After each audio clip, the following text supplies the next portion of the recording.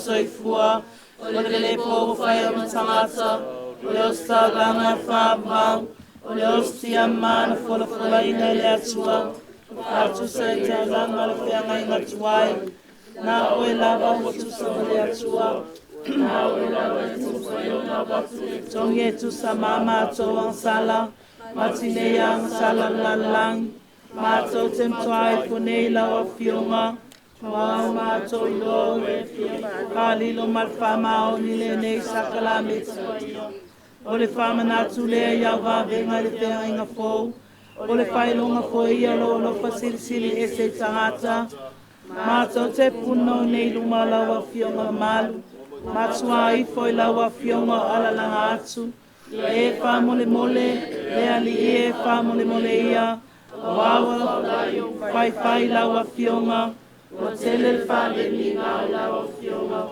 o tele foli sole tamata kato i kole nei sakara meta o sile paia no mato ni e o le tola na fia manalang ia tuku tele ai lo mato ang tonu ma lo mato alo fofoi ye sa miuni o mato loto ina nei mato mautali leanga sakala meta lo tino paia tali se loto elelea ona malaya idea o mato nei umor whanau o le whātua tua o mato umor tino e tasi lo Eukalesitia ia tasi fori o mato tauwhi ia mato loto mata tasi a te oe le puluvanga mamana maleanga lofa ie momoli lo tamaa lang la mātou whāroalo, la mātou whamanu, la mātou tangi atu, lo mātou nau nau I lana Afioga.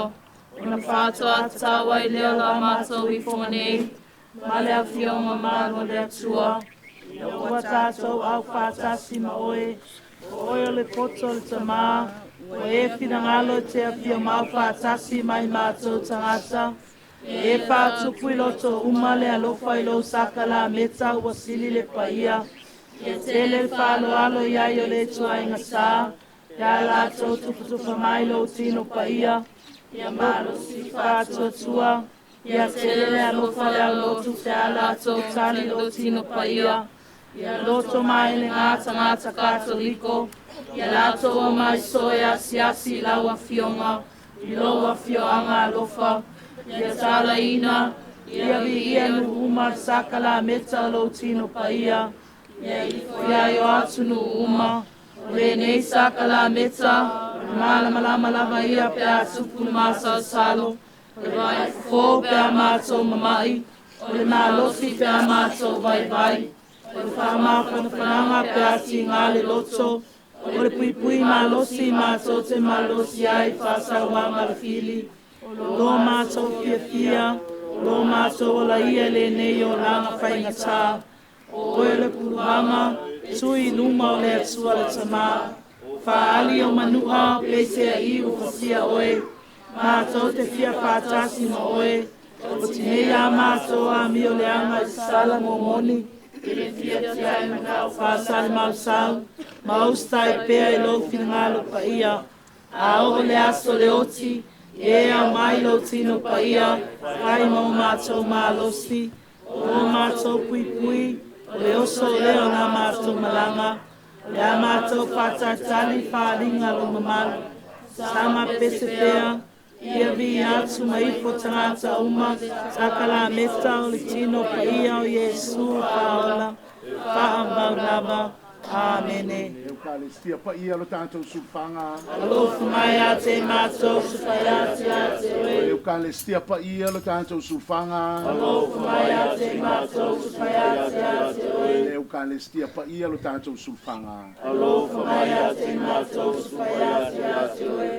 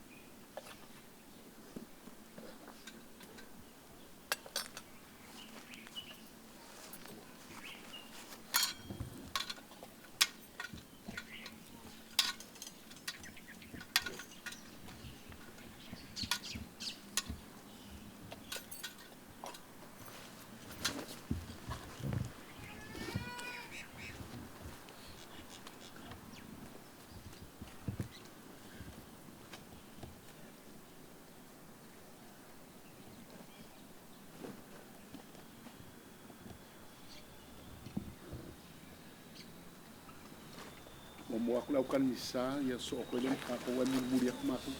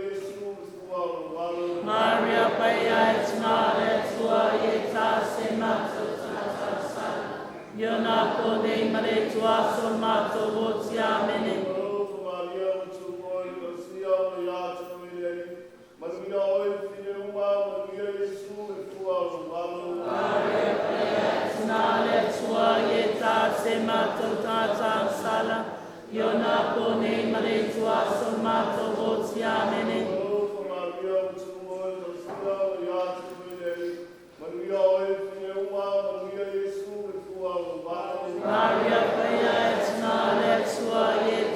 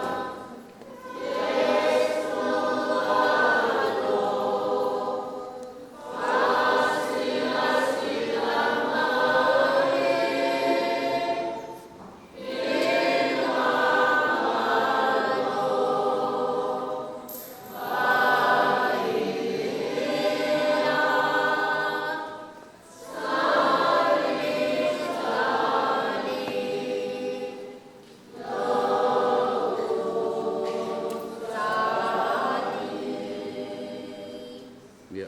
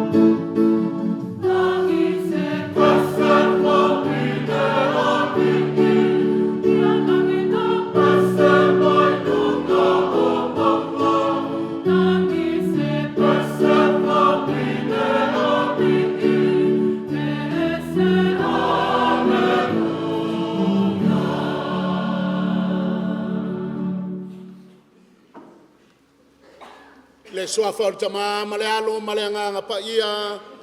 Ia fatasi le lima o to. Ia fatasi o o se papa ele nga ele nu le tua malu tau we ele nei tai au. Ma lo le soifo maua male lange mama ile alofa male anga le lei o le tua mo tatou. E tele aso ai le la waso e tele tai au ai le lau i tai au. Ai ale tai au le nei. O le tai au le sulufanga o fonga Vaiusu. O le tai au le sulufanga o le tino ma le toto paia o le tatou faola o le onga to tonu lea o lo tatou fatu tuanga fa katoliko. O le mea lea te whatalofa a fio maitana mai o toa au, lua fionga i ti akono, ma le fatua, o le paia i le taitai fono, ma le paia o le tātou mtanga nuenga, i ona tūlanga wha lupe lupeina, a fio mai nu o le atua, a fio mai le tātou Eukalesitia, fo ngā Vaiusu nei, le sua sunga se iuli o le alo o le mari toa, le wha le fia o li, ma liu mai unungia ma lo ainga sa unungia, o paia wha ta whaia o le tātou nuu, a le o tātou mau popo le nei tai au, o tātou te pai nei ula, futi a manu ula le atua, ia i tātou le nei tai au fōu.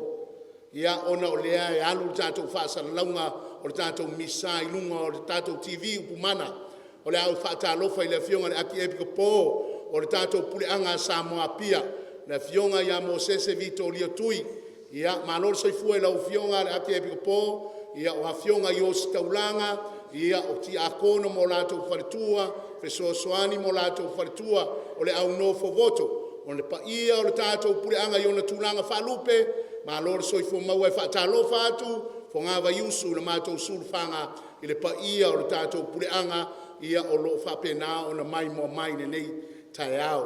Ia e whaatalofa fo i leo mamalu le tātou malo whaftai la Afioga ma le masiofo, le paia o le fono a suitofia, ia ele ngata i leo le fio la Afioga le li pale mia, ma le wharitua, ia ma le paia o le kapeneta o minister si o tātou atunugu, ia ma i la tau o lo whapena, o na whaururu iai matanga luenga le malo le soifo maua. We wish you a blessed Sunday here from Vaiusu, i lo mātou sulufanga o le tino, ma le toto paia o le tātou wali i whaola. Ia, Vaiusu o tātou o tangata e paungo fie i le whaososonga le whiri mariti a Apollo. E au anu tātou tāpātu ria i tata. I le whina ngalo wha ngalo le atua ia i tātou. I le tele o taimi, tātou te sesea i luma o le atua. Tātou te langona i le whaatau wā. O ai i tātou te ai no na tino, mano na toto pa ia. Le mea lea, e au na tātou whaatou ese i luma o le atua. Wha ngalo ni o tātou sese, wha ngalo ni o tātou leanga. Ina ia whape nao ngā tātou e momoli le nei Taulaga Paia. O te tautau i le atua, le onan manauma, mautou soe, wa o matua sa lava i o mawhawhanga, mai a upu i a mionga na uwhaya, le matawhai oi na u le whaya, wa o wangasala, wa o matua sa lava, o le melea o te o le atua i a Maria Paia, le tau popea, le au angenu ma le au paia uma, ma o tau soe, tau tānu sia deli. Ia alofa mai a te tātou le tua le onan mana uma, pa mangalo tātou mai e tātou wangsala, ma vatu tātou umalava i le ola e whawawau.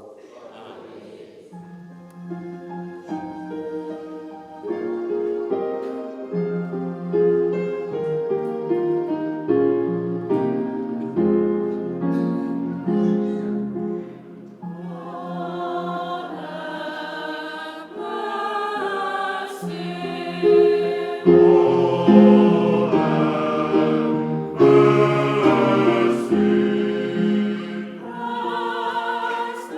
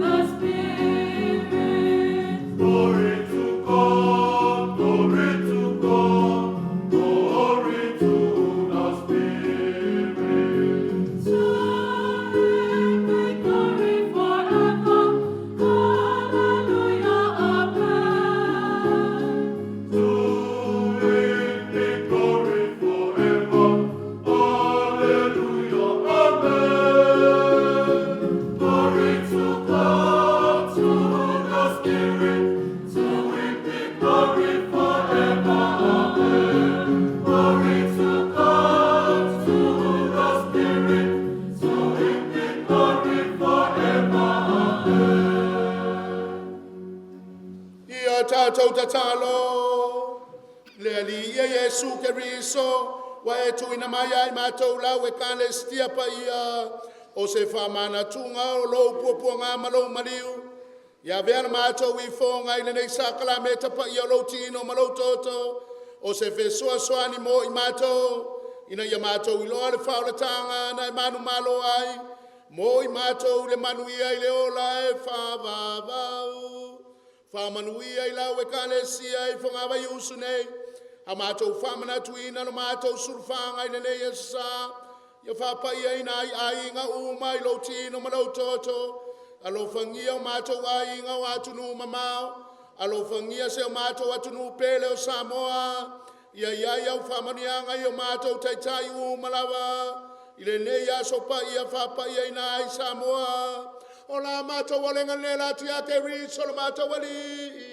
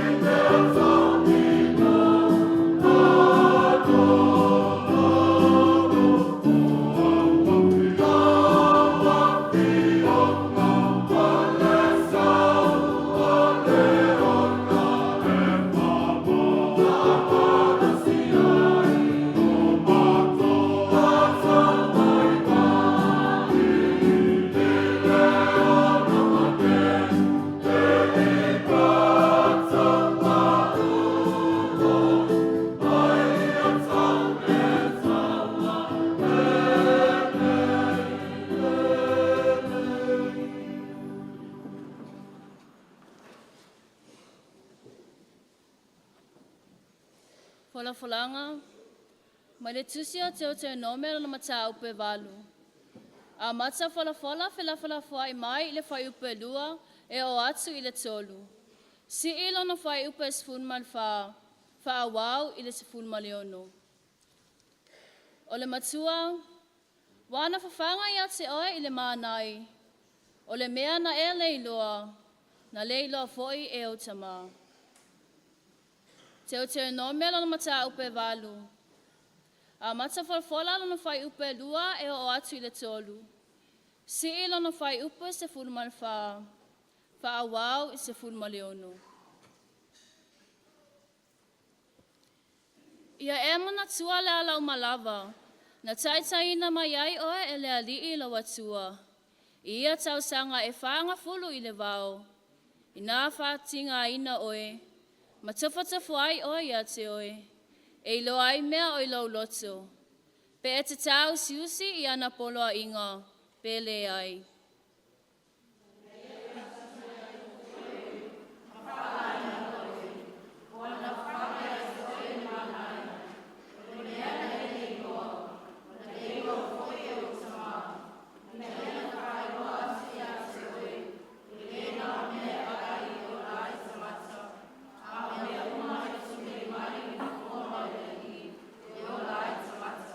Sila I le whaiupa suman wha. O na wha mawalunga ina lea o lau loto. Ma e wha angalongalo I le alii lo watua. O le na au maya oe na le nuo ai kupito. O le mea sa anofo polonga ai.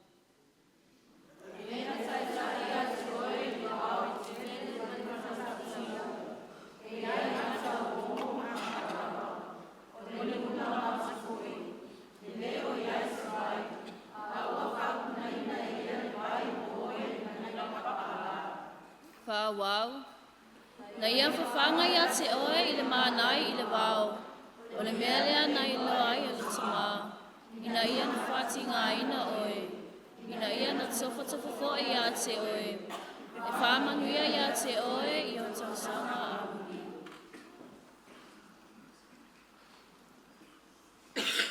O le upu o le arii.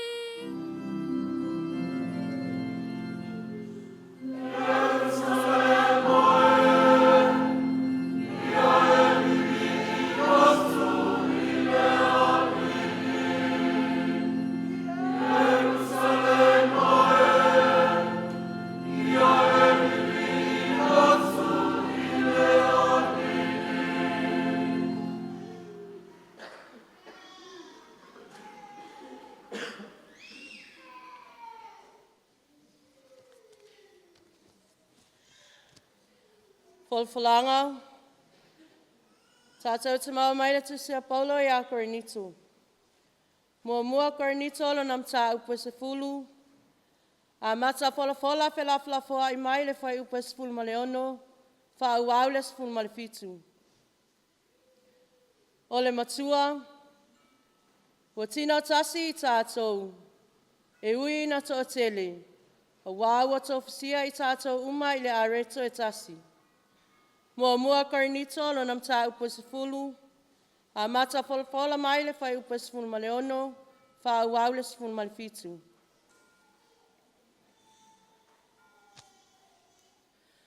O le ipu o le whaafitai o tātou o whaafitai ai. E le o le awai whaatasi ea lea I le toto keriso.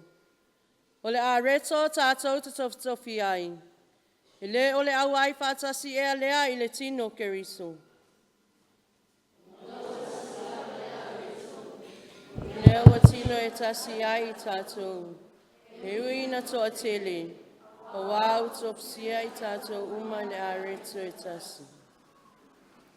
O le upu a le ali.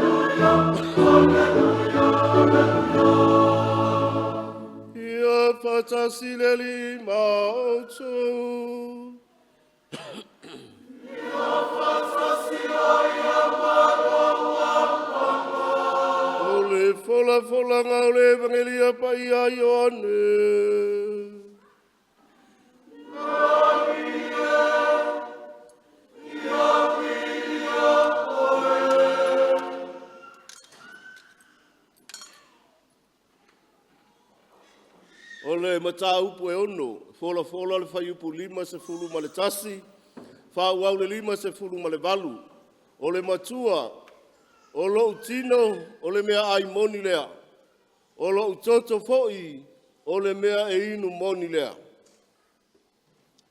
O au le areto ola na ruifo mai le langi, pe a ai se tasi le nei areto, o na ola i lea o ia e whaavavau. O le areto foi o te abatua, o lo tino lea, o te abatua maola o le lalolangi. O na whiwhina wa iai lea o I utaia ua whape atu. E mawhai whape whea I le nei tangata, o na au mai o lona tino I a te tātou te ai ai. O na whetalai atu lea o Iesu I a te I lātou. E moni au te whai atu I a te o tau. A whai tau te le ai le tino le atali o le tangata, a le inu fo I lona toto, ua le te tonu I a te o tau le ola. O le ai lo tino, ma inu I lo toto, ua I a te ia le ola whaababau. O te toe whaatu ina fo o ia I le aso o ngā taanga. A wao lo tino, o le mea ai moni lea, o lo toto fo o le mea inu moni lea. O le ai lo tino, ma inu I lo toto, e tu mau o ia I a te au, o au fo I a te ia. E whapei o na soifua o le tamā, wana awina mai au, o lo ola fo I au I le tamā, e whapea fo I o le ai I a te au, e ola lea I a te au. O le nei le areto, ua aluifo mai le langi, e le pei o tau tamā, na ai le manai, a ua oti I lātou. O le ai le nei areto, e ola ia e whaababau lava. O mea ia na whetala i ai Yesu, ina o ia i le sunako I kapa na umi. O le talalele ia le li.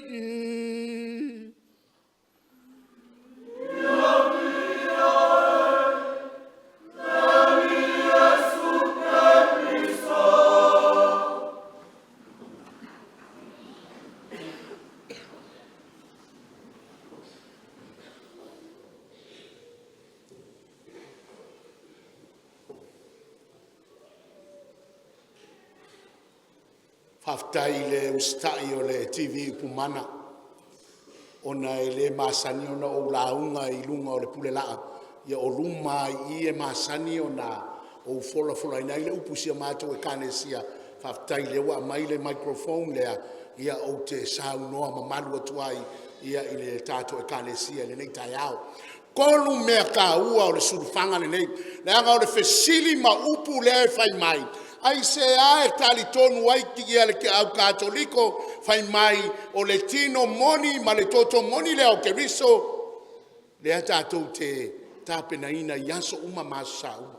Ai se ae ala ina fai mai le katoliko wa na o tatou lava le katoliko tatou te tali tonu ilona tino moni ma lona toto moni. Ai se ae e mafua I se ae. O le isi vaenga o tātou uso kerisiano, fai mai wana o le falawa, ia wana o le waina. Le ala tau te whaunga ina I sauni ngā lotu. Au ila e manino ai au o fala. Ina ia e manino ma e malama iai. Le anga o lau sulufanga lea, ma o le fatu lea o le Eukalesitia katoliko e peiona iai. O hawhea o ana whea na mafua ai le sakalameta o le tino ma le toto paia o le tato li faola. E le I tupu I se taimi se tasi. Ai o le whaasolonga o le soifuanga o lo tato wali faola. O I na hafua ai ma whanau mai ai le sakala meta lea e tau o le fatu o le Eukalesitia katoliko. Le akako woe a mata mai I le asotofi paia. I le po le asauni le atua e fai lana fai ngā taulanga mo le tangata. O le asauni le atua e to e whaafoia na mea sina I le tangata e ala I lana mea alofa ia ke riso na ofo ina maino na ola.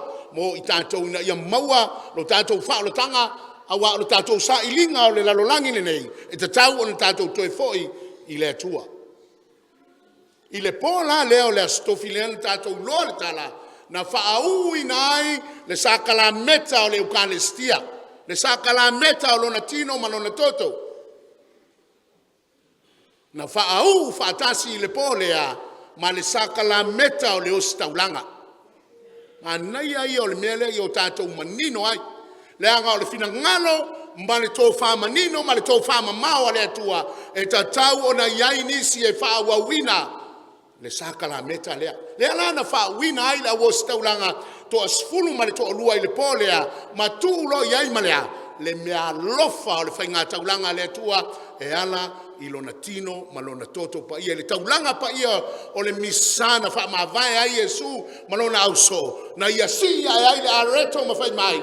Whauta o lo tino le nei. O le atu ina atu ia te utou. Tō te ai ma ia o tō whaia le nei sauninga e whaamanatu ai ia tea. O le whaamanatu lea, e leo se whaamanatunga o le mea na tupu I le soifuanga o Yesu, a o le whaamanatu lea, o aso uma, ma taimi uma, tātou te ai I le tino ma le toto lea o le tātou rifaola, e whaamanatu ai ia te oe, amu ia oe, wa e ai ma e inu I lona tino ma lona toto. O le pola leo le astofi. Ai o le po foi leo le astofi. E le whapea na o le tau ninga o le po lea. Le ai o le tu whata singa o le soifuanga o lo tato wali whaola mai lona whanau mai ma lana ngā luenga whaola se ia o mai o le ama moli le taulanga I lunga o le koruse. Ala nana laina o se o sia le taulanga paia o le misai le afiafi lea. Ma awina ma iai loa lona au so ma lona wa apostol. O le manaia la o le tala lea. Le anga ele ingata I. A o tātou vaai le taimina ua toe tū le tātou li whaola. O ila e sa wairi whisiri lo na lua lea mo tātou.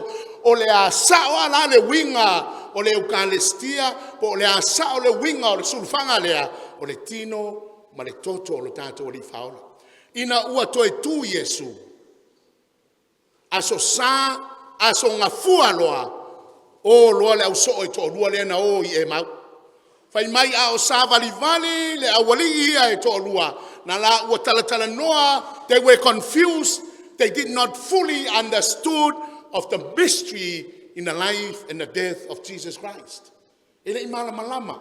Ele I mauti noe la ua po a e winga o nei mea la tutupu.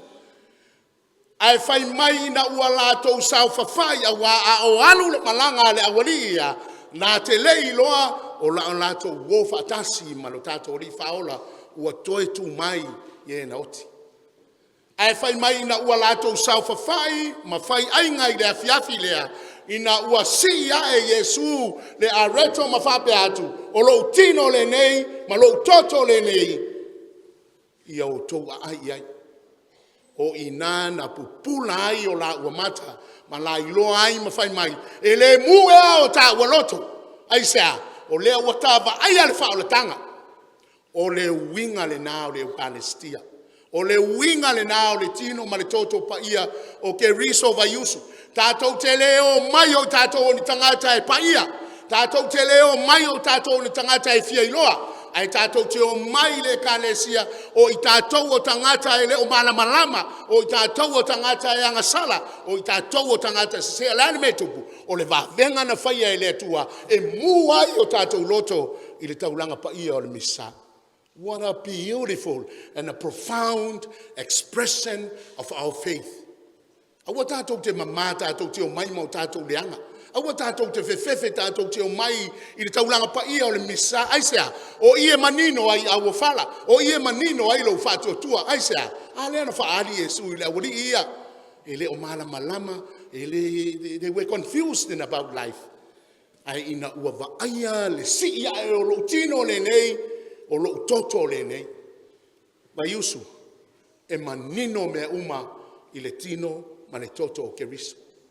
E fo e ese le tinga, e fulu ese e puapuanga, pe au tato uo mai, tato te ai I lona tino ma lona toto moni. Waro to e tūne na tupu e mea lea. O le melo na lua, o le winga fo I lea o le Eukalesitia. Aso ngafua le na, aso lua, aso lulu pe ia sawa ia manga ia siaki ia sesi ai fai mai o le aso lulu le na tupu ai le si sauninga le a o le apostolo Petelu Paulo Jacopo ma Simona ua koe fo I lo lato wo langa tuai fena me na o iai na o e fango ngota alena le na fai ele fa le fautuanga Yesu po le sto via to woma fa manatu le tala le o le toitu alena me na tupu ua toe fo I ale au so I lo lato tangata tuai. Ai fai mai la ina ua afio atu Yesu ele o iloa ele awali ia o leu toe tu Yesu. Sila atu Yesu. O lai ai whango ngota Petelu ma leu so. Vala awa tu lo Yesu. Petelu. Na maua ea se tōwia. Ai fai mai Petelu Yesu e. Walu le po a koa. O matou whango ngota. E ai masei. Nāne saunoanga Yesu. Ma nai ai o le mele. Tu ia le upenga I le loloto. O le winga lea o le Eukalesitia. E tu ai o tō finangalo mo tātou loto I le loloto le misterio le alofa o le tua. Ai sea, le anga o tātou o tangata I pei o le auso. Tātou te toe foi ai lo tātou tangata tuai. Lo tātou whapalapala ma lo tātou paie. Le ale saunoanga lo tātou li whaola. I lana wavenga le Eukalesitia tu le upenga I le loto awana umaloa lana saunoanga lea ua matua masai le upenga se itulo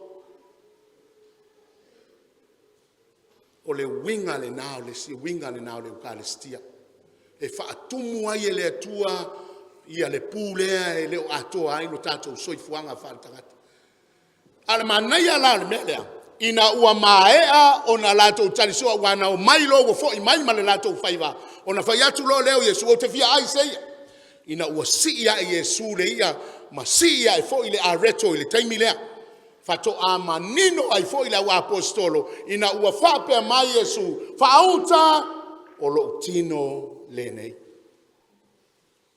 Koe manga kua ai saunoanga lo tato li whao. A lea ua ai ai le au apostolo. Lea ua ai ai le au so. Ilo na tino. Malona toto toitu mai manu mano mai leoti. Le ase au ngā le Eukalesitia mo tato Vaiusu. Ma naia ia o saunoanga a sangato Augustino. What we eat, we should become. Or we should become what we eat. O le mea ai tātou te ai whaale aso. O le kalo, o le fasipua, o le moa. E maonga ilo mangava ngei se ia kau i le lua, i le uli po o le kolu i le afiafi. O le mea ai moni, le e manai ai le tusia le apostolo Paulo inu esi.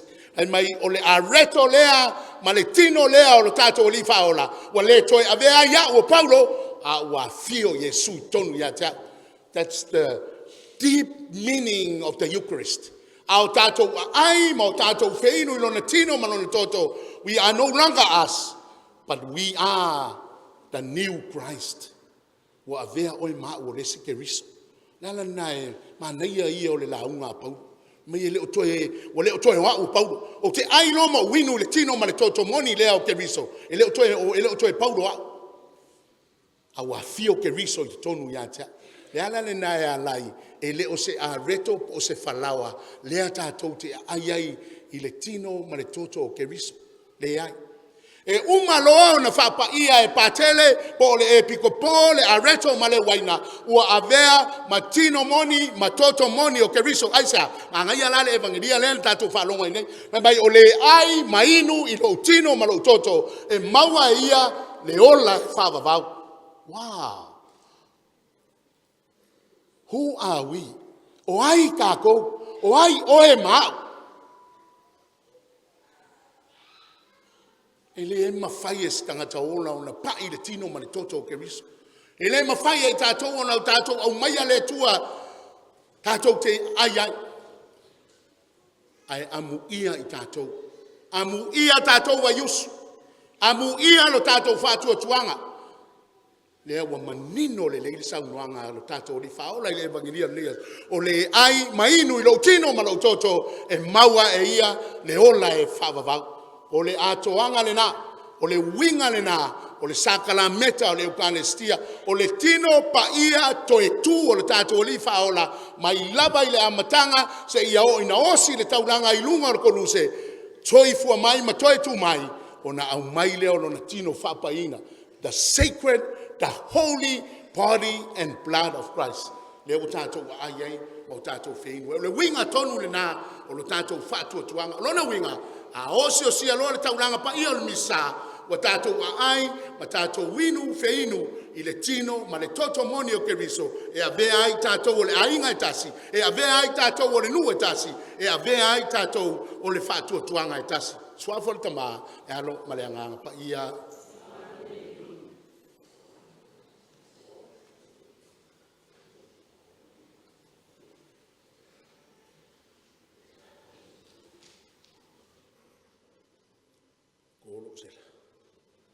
Lua le tua mai aneo no tau whafonga le uforfola e lui tau e lu tātou whato tua, tātou tutu la lai nei, tau tino le tātou whato tua i le tua. O te whato tua i le tua e to tāsi.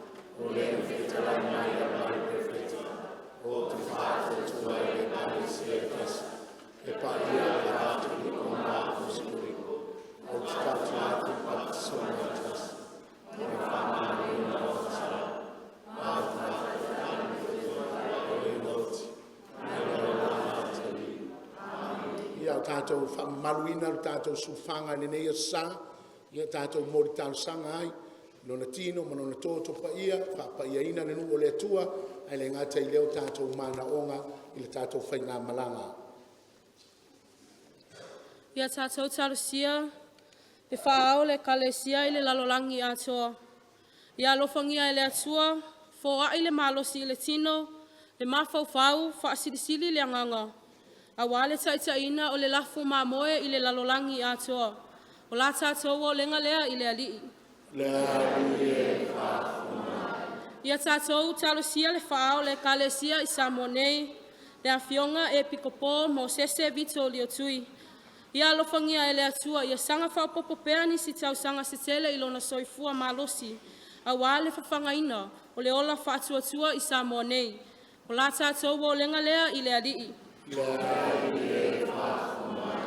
Ia tātou talosia le au o Taulaga, le au no foboto, ali i felela, tamaita isa, ti a kono ma o lātou whaletua, fesosoani ma o lātou whaletua, whapea i lātou uma ua o foina o lātou soifua, e tautua i le atua.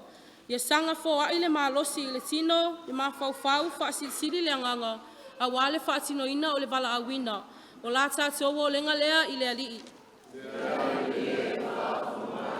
Ia tātou talosia le whainga malo, alofangia e le atua ia tō mai langi wha maunianga, ina ia whai ai whai unga ma le wha maoni, ma le alofa, ina ia mawai se sa mo fi le mu, ma le saunga le mu.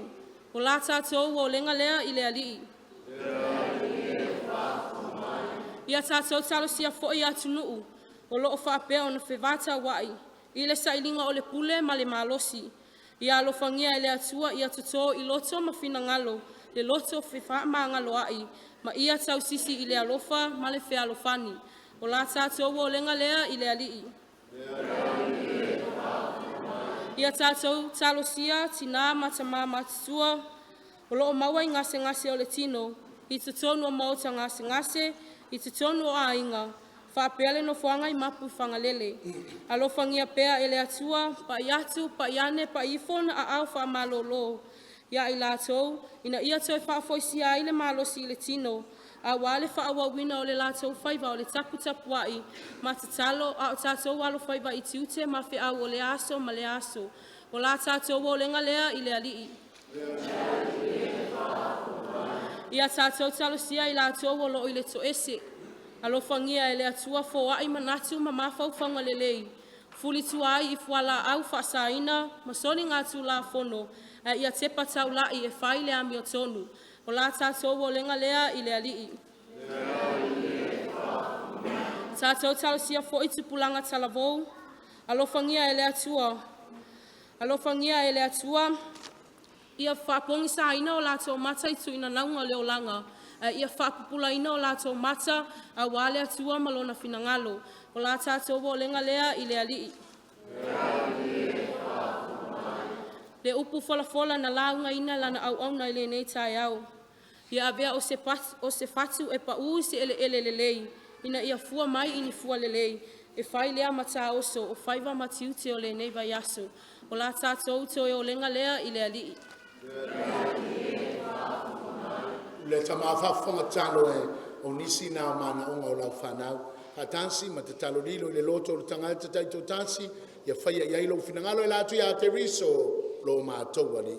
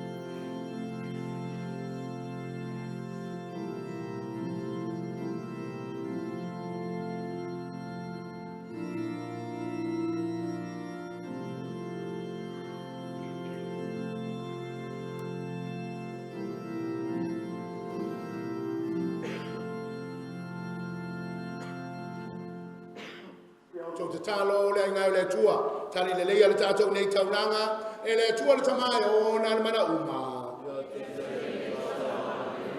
O le vi amana manu le suafa, ia mātu mo tātou. Ia tātou te talo, le lia ia vea le areto, ma le ipu o le mātou mamori atu, ia maua i e lau Eukalesitia se mafutanga ma le file mu, ina ia whasino ia i mātou, Loa lofa malawanga lelei, e mātou te o atu fōi matala i atu i tangata uma. Loa lofa malawanga lelei ai mātou. O la mātou walenga nela atu ia keri so la mātou wali.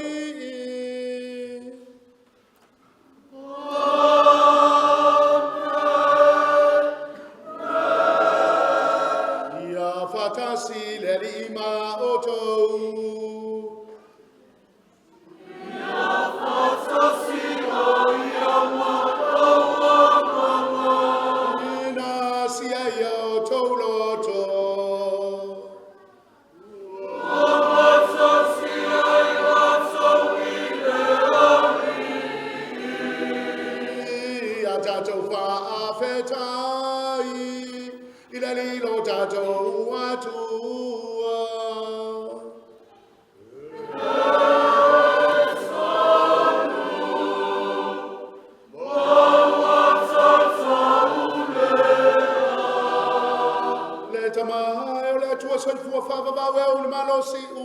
lava.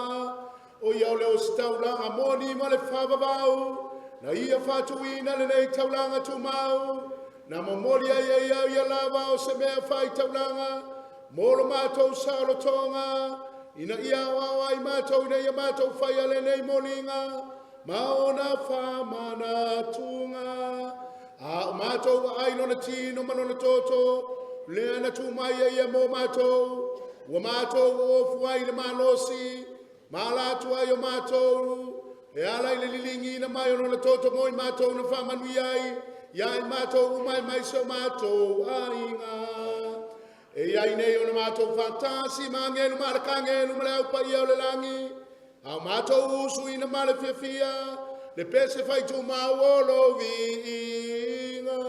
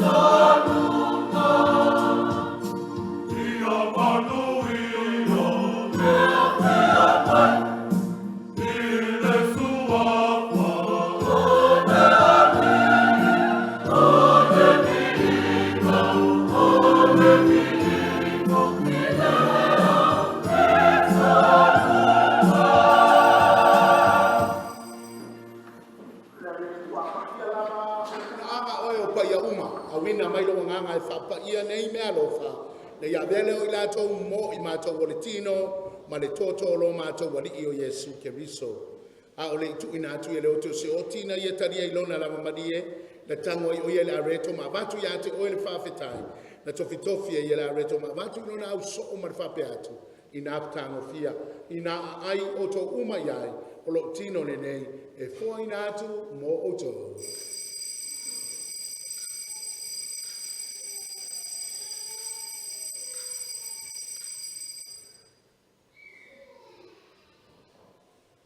Ina umai alta maftana tang fo ile ipu to ya vatu ya te oile fa fetai male vi inga tu atu le ipu ilona au so ma fa pe atu ina tang fo ina fe inu o to uma yai o le ipu le nei lo to le fenga inga fo ma fa va o le fa mani ina mo to tanga ta uma mo le fa manga no ina o sa ya o to fa ia le nei sa ninga ma fa manatu ya te atu.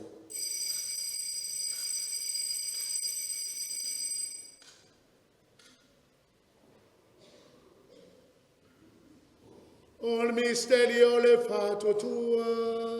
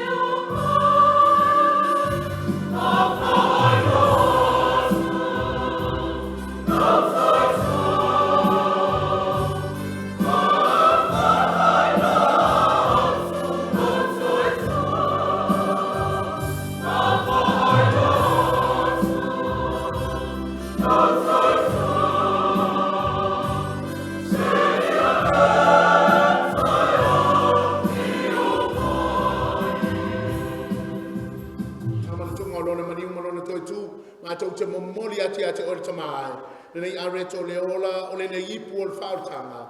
Mātou te whautaiati a te unuwelo iai mātou umalava e tutui o ruma ma au nātu ia te oe. Pe so ani mai a mātou uma o e mautu whangare tino ma le toto o ke riso ina ia whatastasia mātou e mātanga e tasi e le anganga paia. Le lia manatua lau e kānesia le lalolangi atoa mātou ola i le alofa whatasi ma pope leo sifun marafaa mātou tamā paia o Mosese vito rio tui mātou ati e mkapo male tu ainga sa umalawa e mai se rongu Tuimavave Vaiusu mātou poto le nei taia. Ia e whamanuia i tamā tina mātutua si o mātou nei e kānesia whamanuia i lātou o ngā rurua i kampani ma pisinisi ngā ruenga le malo whamanuia fo ia mātou whanawa onga whamanuia a inga uma i o Vaiusu o loo whapenao na atunu mamau whawhetailo nātou wanga le nei malo nātou wanga alofa whamanuia fo isi o mātou atunu o Samoa le nei sufanga o le tino ma le toto paia o Keriso. Ia e manatua mātua o uso matua whawhine o e ufo i atu le malo longa wha moe moe le toi tua e ia e taria i nātou whaatasi ma tangata mali li uma i le mali malama o la ua fio. Alo wha mai a te i mātou malama na ia mātou au ngā mātou te awai whaatasi le ola whawa vau. Maria le tina tau pou o le tua whaatasi ma apostolo le Eukalesitia Paia le mātou sufanga o le au paia uma we na wha maria ina lo fina ngalo i tūpulanga uma mātou te whia vivi i mwhane ne e whaatasi mai lātou i lau a fio e lātou i alo o Yesu Keriso. Le tā mamana e una uia whaatasi mai ana ia te ia i le mawhitanga maranga paia o le vi inga manmamaru ato i lau a fio i whaavavau lava.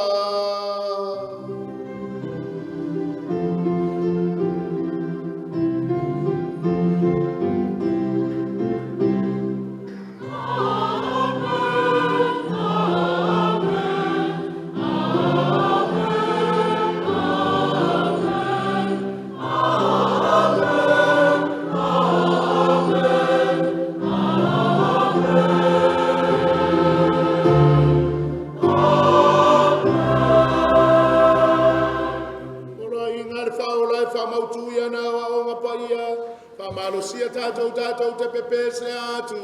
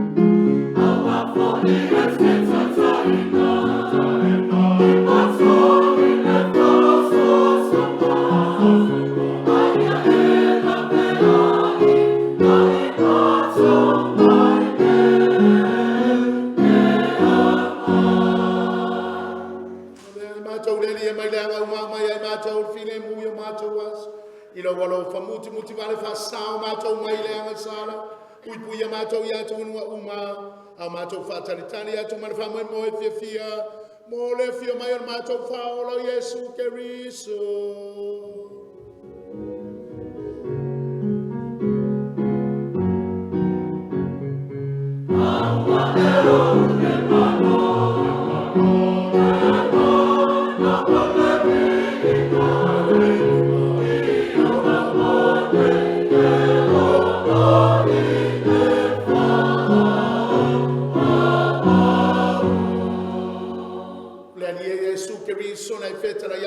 Apostolo o te tuantu ia te utolo filemu o lo filemu e fo ia te utolo a wona esi le sila mana mato o sala ai sila sila i fato tu o la we kanesia ko ai mo matou fine mu martasi o lo malo le wa soi fo ai mo fa ava lava man wir su fa ya te o tu mau le file mu mai le li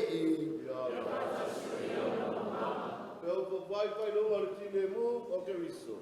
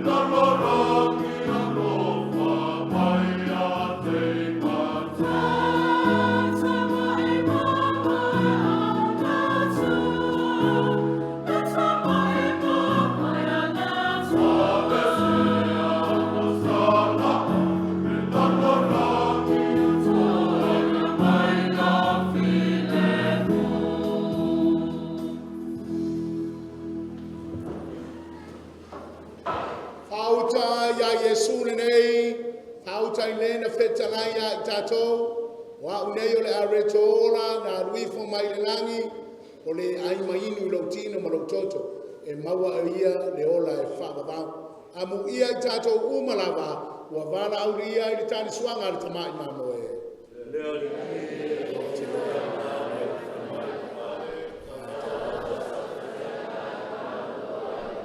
ia avea le tino ma le toto o keriso ma o tatou wala atu le ola e whaababau.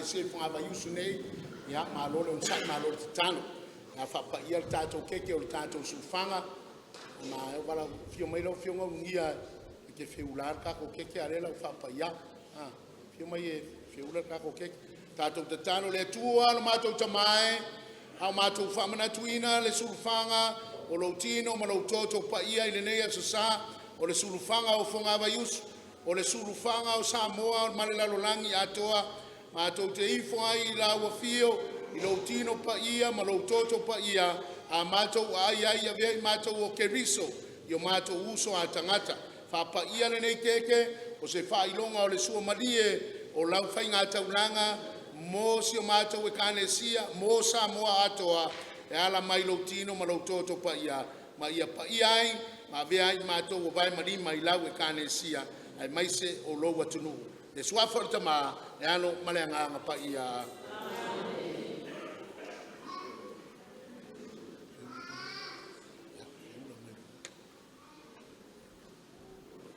mai se paki papi nga mo ko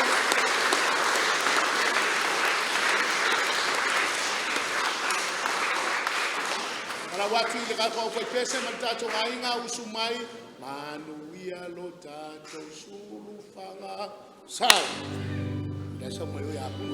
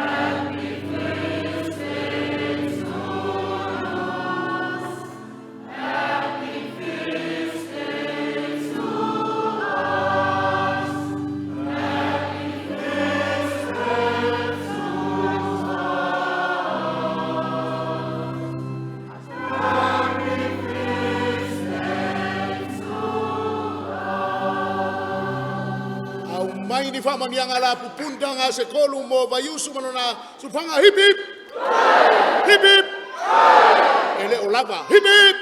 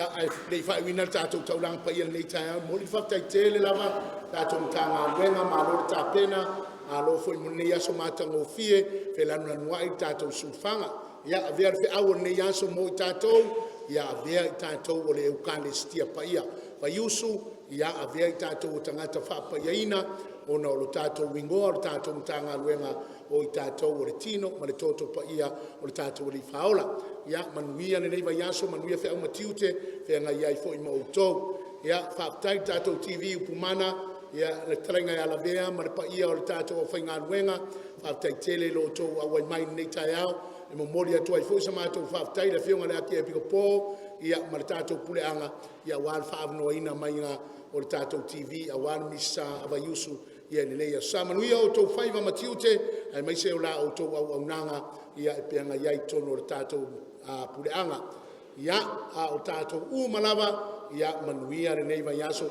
faafetaia na nafi mana ia le te awai atu o tupulanga talavoui i taaloga tupulanga talavou sa fai o le tatou sone paule mea faale tonu te lele au taalo Vaiusu agafi fai le selau mika mua mai singa monga ma moa fai le lua selau mika mua mai ka fai ngaka ma le isa fai le kolu selau mika mua mai ia kama ka yo le maunga palis ai kasi o ye lua ka longa nga mua ai Vaiusu o le susu nga fang susu o fe oinga o ko ka longa nga fai mai ia o kuno ma aleki o fe longa winga mpa le le so ke o fo wa fai longa langa nga mai ma Vaiusu ona o le tau ua o kuno ma aleki i le talonga lea o le susu fang susu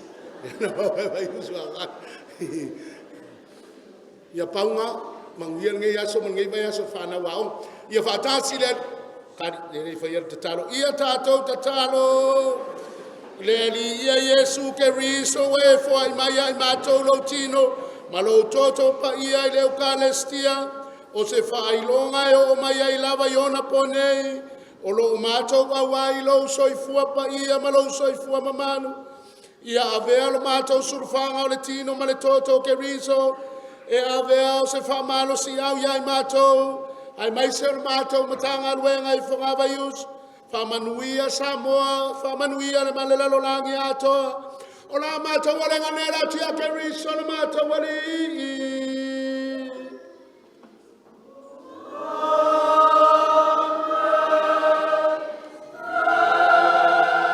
ia fatasi le li mautou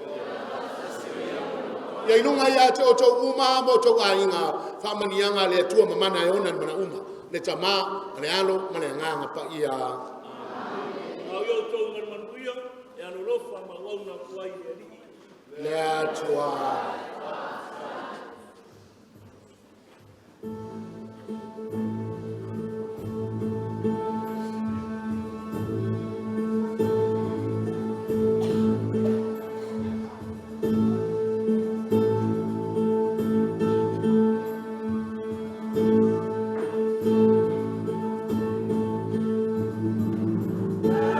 Misasa